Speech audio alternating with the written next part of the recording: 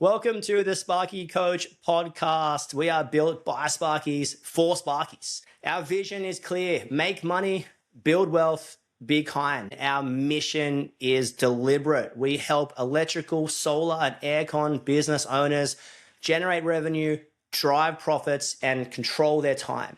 If you would like to hear more about our program, please reach out. I'll chuck the link in the show notes and enjoy the podcast. We always hope it's beneficial for your business. We hope it cuts through noise and helps you understand what's important and what's non-negotiable. Thanks so much for all your support so far.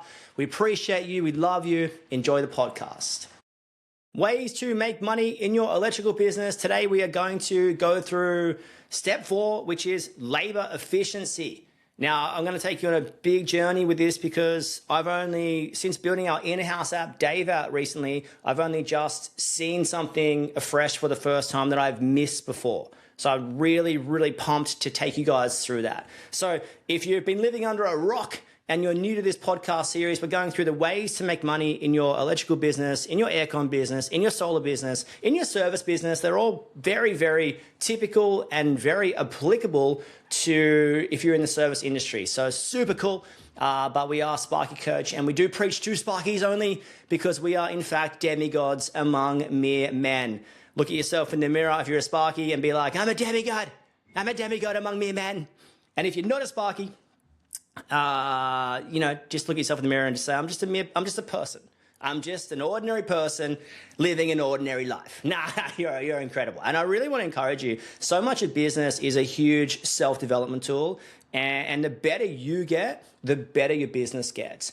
Building our in-house app, Dave Out, which comes out in 6 days' time, was building this 7-step pathway out, basically 7 steps to get what you want. It starts with working out actually what you want. It's very, very important because otherwise we're just going on the hamster wheel. And sometimes even if you're doing well, go with me here, even if you're doing well, even if your business is performing, even if your life is going good and you're sort of happy with it, if you don't have those long-term goals, you can kind of feel like you're sort of just going around in circles. And specifically, we talk about the hamster wheel a lot in terms of if you're not making money and you're going around the hamster wheel doing the same thing twice, expecting a different result, and it's and everyone's like, I resonate with that, I'm not making any money, and that's true. But also that can be true when you're doing good but with no long-term goals. Sometimes it can be like, what's next? What do I need to do? Do I need to add something in? Do I need to take something out? Do I need to change course? Do I need to change direction? Do I need to get a new girlfriend? Do I need to get some new biceps? Do I need to get a thigh implant for my femur? What do I need to do? And sometimes you can overcomplicate or overthink or overreact or criticize something or get used to or get complacent with something that is working, something that is good, something that is great, something that is wonderful, and we get bored as entrepreneurs. It's like, been there, done that, got the t-shirt. And it's a different form of hamster wheel. It's still the hamster wheel. And I want to encourage you, a lot of times you in the hamster wheel, you're getting out of trouble. But I want to talk to the people as well that are not really in trouble, but they don't really know what they're doing. You don't really know where you're going. You don't really have that 15-year plan. It's like, I haven't really thought about that. I'm not really sure about that. And I want to challenge you. You need to think about that. And our app, Dave, it sits between. It's meant to be another person. It's meant to be like, typically, it's like another staff member in your business. This thing sits between a financial advisor, an accountant, a job management software, between Xero, a personal development, a coaching tool. It fulfills all these boxes. It is absolutely psycho. And I'm so pumped to present it to the world and be like, here, this is what we're doing here.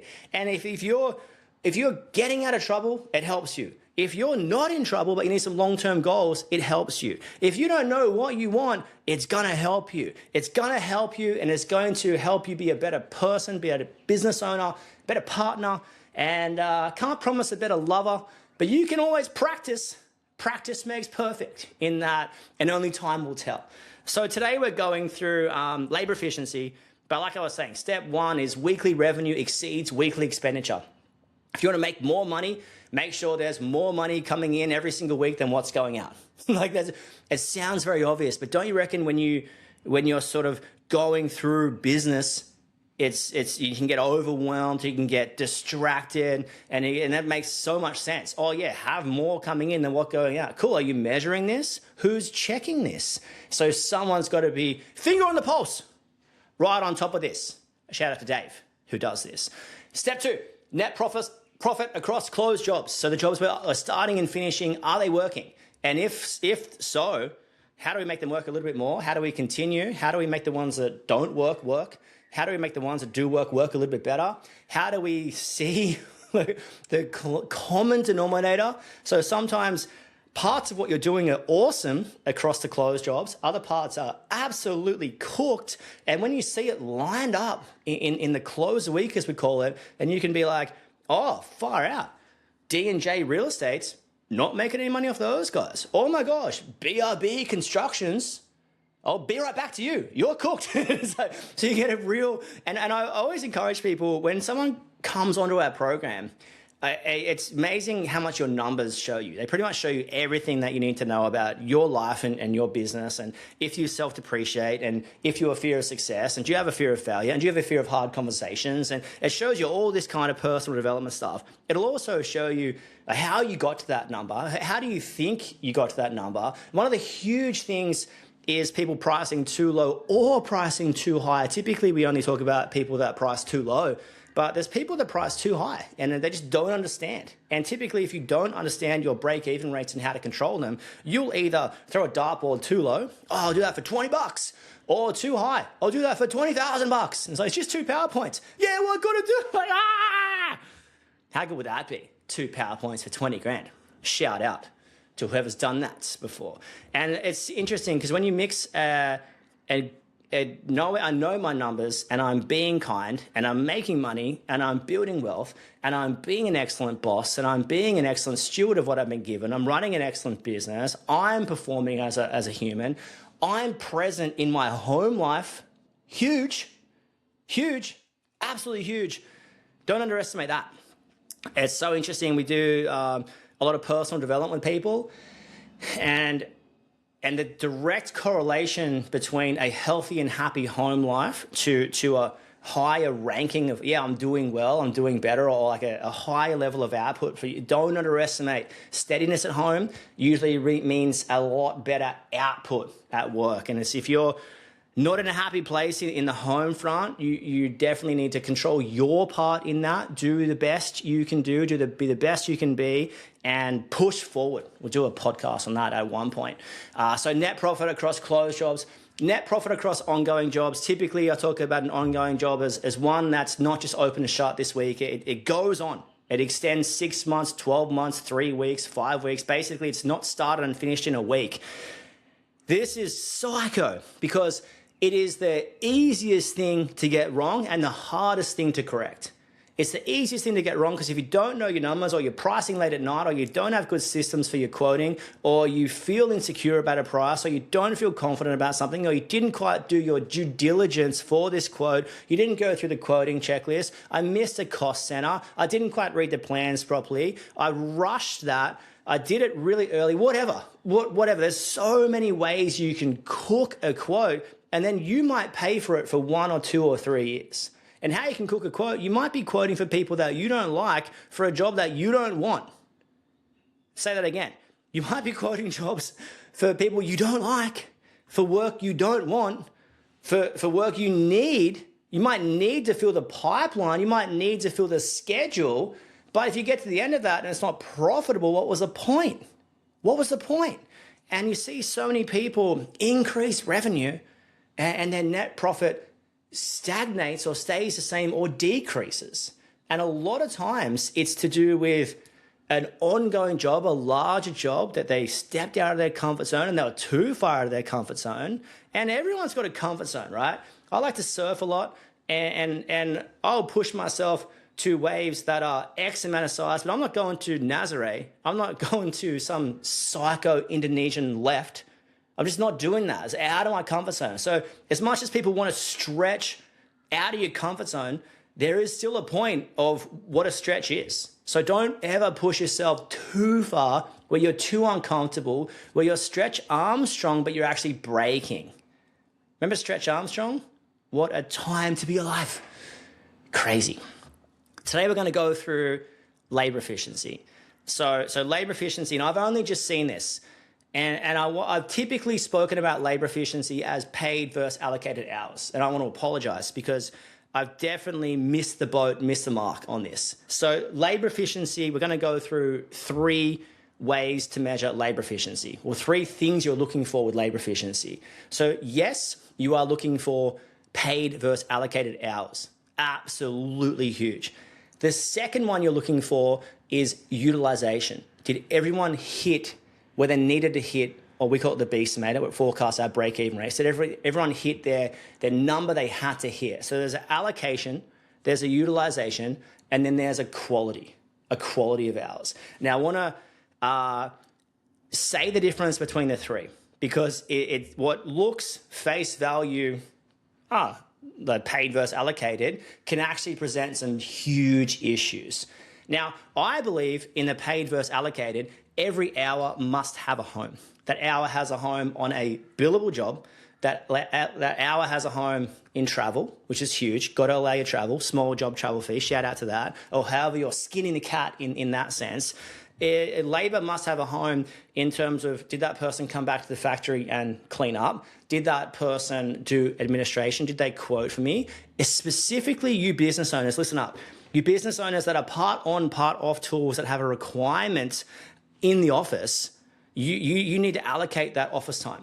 And typically people aren't getting the office time, and you need to allocate, you need to know how many you need to hit and what you need to do in those times. It's like, who is your daddy? And what does he do? Arnold Schwarzenegger time. Where are your hours in the office? And what are you doing in those hours? You need to define that. So every hour must have a home. Is it on annual leave? Is it public holiday? Is it a TAFE day? So your 40 hours, your 38 hours, and everyone's 38 hours must have a home. I'm talking billable people here, billable people. For your office people, my gosh, can you just get some form of schedule for yourself and for other people, what you expect of them? Too many people, you think you're reading minds here. You're talking parcel tongue, Harry Potter style, right? And everyone else is talking English. So if you want something from yourself or from other people that work for you, you might want to communicate that. You might want to let them know, hey, this is a rough schedule, what I'm expecting of you. Hey, here's your key performance indicators. This is how you know if you're doing a good job or not. For some of you, you need to sit down and have a good, long, hard look at yourself in the mirror. What do you expect of yourself in the week? What are you doing? Are you just flailing around the hamster wheel of 9 to 5, of 7 to 3, and you're just getting done nothing? Or I'm doing everything and nothing? If you can't define your role, you can't do your role. And if you can't do your role, how do you expect someone else to replace you? So define, then do, then replace. That's the bang. Some of you need to turn this off and get out your wholesaler diary and write down some stuff. So paid versus allocated hours. Every hour must have a home. Now, typically I have pulled the handbrake up there and stopped. And I want to apologize, because what I want to do here is take us to the next point. This brings me to my next point. Don't smoke crack. I don't know what movie that's on, but my gosh, don't do that. But also you need to look at the next point. Allocation is the first point. Utilization. On your B estimator, your break-even calculator, if you have built your own one, I promise you it's cooked. Like I promise you it's cooked. I've been doing this a long time, and I feel like we have nailed our B estimator, and it's evolved. Of course it has. It's very impressive. It's essentially like a forecasted profit loss. But I promise you, if you built your own one, you've missed something. Just like how you complain about, oh, don't do wiring yourself. You know, don't run that 2.5. No one can do it. And honestly, don't do that. Don't run your own wires. But also, you might want some professional advice on your break-even rates. And you might want to also know how to control those break-even rates. Now, I've been part of another coaching company, who shall be named, and they saw overheads in the most cooked way possible. They They allocated apprentices at a really, really low utilization rate. And just the way they looked at things, I felt was incredibly exaggerated and landed people in a boat where they were like, oh, I've got to charge $300 an hour. That's just what my break-even rate says. And it's so unbelievably uneducated and so unbelievably not grounded in any form of mathematical equation or like human conversation, anything like that. And I think that if you just landed at a number, if your operating expenses just land where they land, if your hours just land where they land, and you just play the balls at Liar's Happy Gilmore rules, you might be wrong. You might have hit a bad shot to put you in that position. So you might want to know how to control your break-even rates, know how to use a Beastmator or some sort of break-even calculator, but no doubt there is an hour requirement for you to hit. So how your overheads work, you basically get all your non-billable staff and yourself in the office, throw it into a pool. In that pool also goes all your operating expenses. So a whole bunch of questions to get to that point. Is everything you're ripping through the business actually uncostable to the end user? Are you performing in the office? Are you volunteering your admin in the office? Is that pool actually correct? Is it a 50-litre pool, a 100-litre pool? Is it a 300-litre pool? Is it overflowing and needs to be pegged back? Is it too shallow and needs to be topped up? You need to know this stuff. This is not a joke. Just like how you need to know about voltage drop, you also need to know about overhead drop. Bam! Voltage drop. Psycho reference. So it's so interesting. You have an amount you need to hit. Your staff members have an amount they need to hit. If you allocate everything, but you don't hit your utilization rate. So picture the difference between the two. I've got a business owner, right? A business owner, and I meant to hit 20 hours on tools, 20 hours off tools. So 20 on site, 20 in the office, part of my Beastmator calculation. Now, allocation-wise, if I'm quiet, or I'm feeling under the pump, or I don't have enough administration help, I can just allocate 40 of my 40 hours into the office. Cool. What'd you do this week? I was in the office. Sweet. Allocated, bam, 100%. But if you look at it holistically, did I hit my utilization amount? So it's I look at it and be like, okay, well, I've allocated my 40. My 40 have a home, but I didn't hit the amount I was meant to hit. This is very, very important for business owners or estimators or anyone that's sort of part on, part off tools, especially when you consider travel that is billable or non-billable, should be billable, especially when you consider, I spoke to someone last week and they go, oh, the apprentice just comes back and allocates their time to the cleaning the warehouse. And I'm like, there's only so much the apprentice can clean the warehouse before you're losing money, right? Before you're losing money. This is crazy. Like, just because you can allocate it doesn't mean it can stay like that. And just because you've hit your allocation doesn't mean everyone was utilized correctly. Oh, you just allow that to travel. I've allocated that to travel. I've allocated that to that job. I've allocated that here. Cool. Did they hit their utilization? Did they hit their utilization? It's so unbelievably important to get some holistic context across here, right? Crazy. So I want to encourage you, allocating your hours and your staff hours and hitting your utilization, they are two separate things. So if jobs are making sense, but the money's not there, your weekly margin's not performing, you more than likely have a labor efficiency problem. They might be allocated, but they might not be utilized. And what's that lack of allocation costing you? You might be starting early or someone's starting early. You might have people starting early is good. There might be starting late, finishing early. There might be too big a gaps in the schedule. You might have jobs cancelled. You might be throwing people and allocating people to that job, that rewire, that project. Cool, but like I'm pushing hours in a psycho way. This is actually not achievable. This is actually not attainable to make money on this job because I'm just throwing hours at this, but no one's hitting their utilization. Might have weather, job cancel, all this kind of stuff. So labor allocation versus labor utilization, two completely separate things.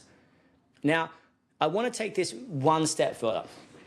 So you've got your hours allocated, and then you've got your utilization rate that everyone must hit. They're two separate metrics, right? So you might have a business owner, I've allocated 100% of my hours, tick that box, but I was meant to get 20 hours on the tools, I got none.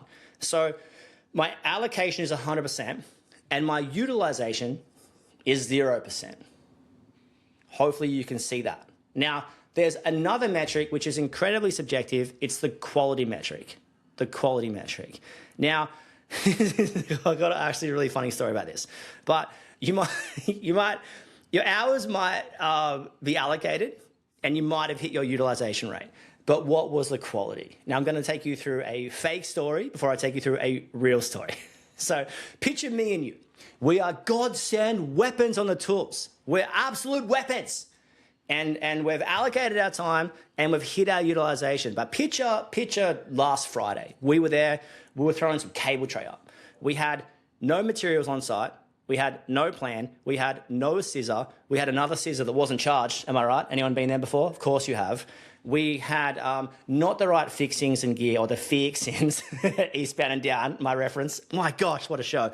And we had a long lunch, and then we started late and we finished early, but I was like, just throw the hours on the job. So this, go with me here. Hours allocated. We've hit our utilization. Very, very, very low quality. The output is incredibly low. Now, that's an exaggerated story that comes from disorganization, bits and pieces. I want to tell you a real story. So I had this subcontractor one time. I don't want to say what Adam's family member he looked like because that would give it away. But definitely a member of the Adams family, he certainly looked like one of those, right?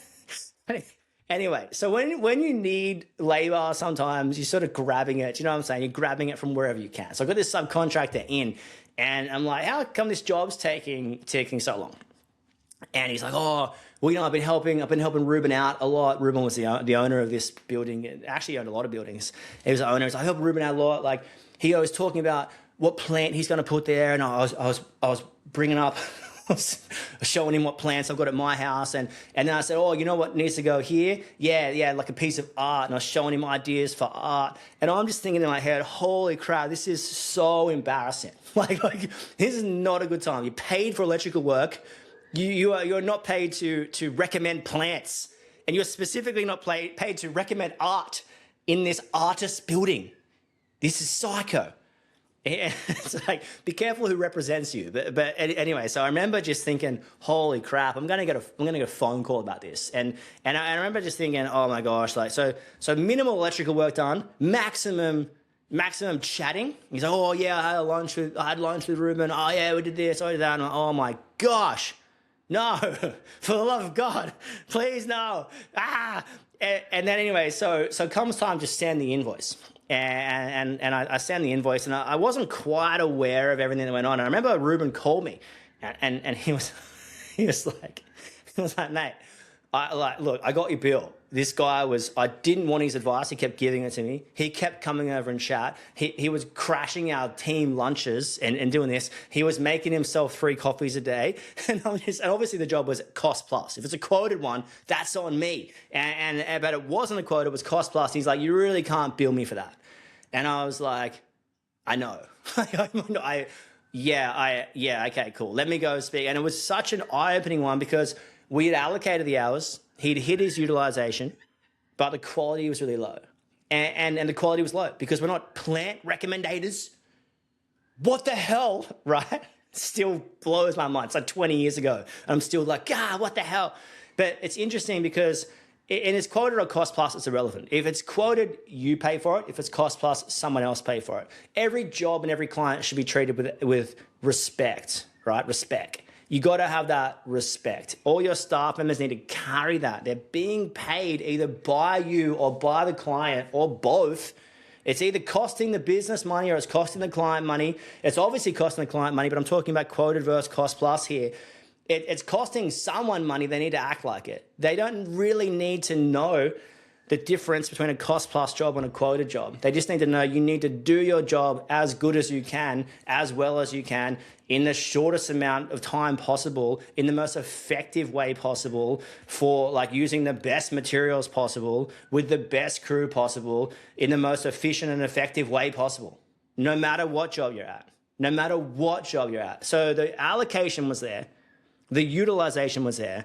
The quality was low. And I promise you, if your weekly margin, and we talk about weekly margin here a lot in Sparky Coach, if your weekly margin isn't cutting the mustard, if you're doing well across your closed jobs, but the money's not there at the end of the week, you're either a couple of things. You've got ongoing jobs that you progress claim once a month.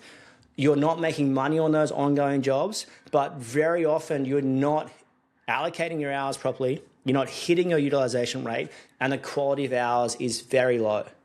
So labor efficiency goes across 3 metrics. Every single one is as important as each other. The hardest thing to measure is anything subjective. Do you like my t-shirt? Sparky supporting safe isolation. What do you rate it out of 10? Some of you will be like, 10 out of 10. I love that guy.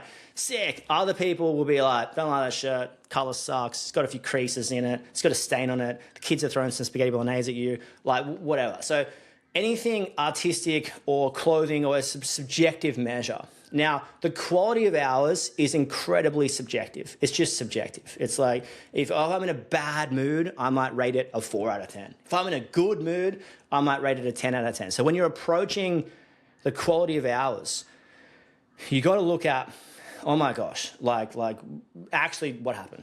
Did we make money but not perform as well? Did we not make money but not perform? And it's so interesting. And how we do it at Sparky Coach, we see every single individual job having a quality metric and every single person have a quality metric.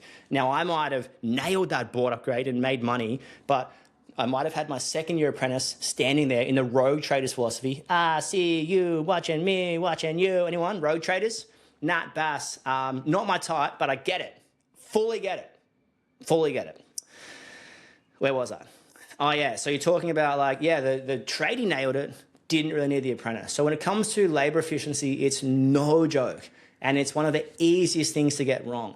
And I've only ever split it into 3 in the last couple of months when I was doing a whole bunch of work with a whole bunch of people's numbers. And I'm like, holy crap, like I can see what's going on here. We're allocating, but we're not getting utilized. We're allocating and utilized, but there's no quality here. There's no process here. There's no handover between the site to office and office to site. There's no communication here. There's a breakdown. There's a break in the cable, and the power's not getting from the site to the office. So how do we rectify it? Infiltrate the dealer, get it happening, right? That's what we need to do. So labor efficiency, so incredibly important.